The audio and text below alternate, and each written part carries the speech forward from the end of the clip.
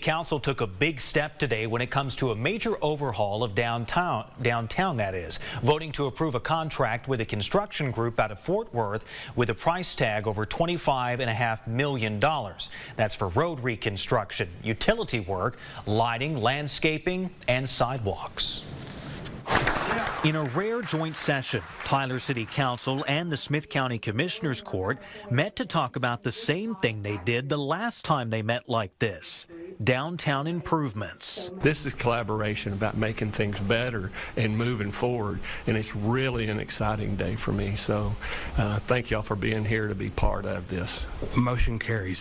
In a unanimous vote, City Council approved a construction contract with the Fain Group in Fort Worth, responsible for other downtown projects in North Texas and this project at Dallas Love Field.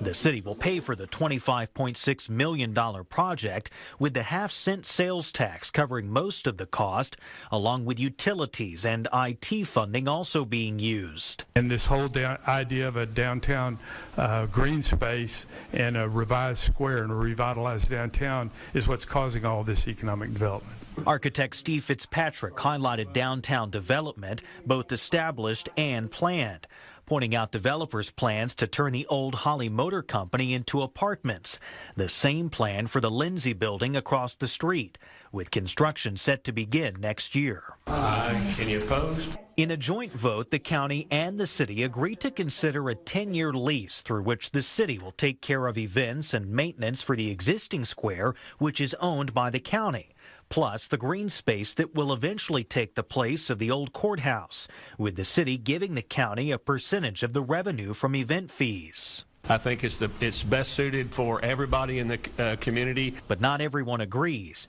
Tom Fabry chairs the Watchdog Committee for a conservative political action committee. The policy governing downtown square usage is a dedicated county responsibility, a responsibility that should not be abdicated nor rushed into without full disclosure to the taxpaying citizens, along with an opportunity for those citizens to provide consent or object. Now, work on phase 1 of this project is expected to begin as early as next month, and we're told street closures could take effect beginning later this month.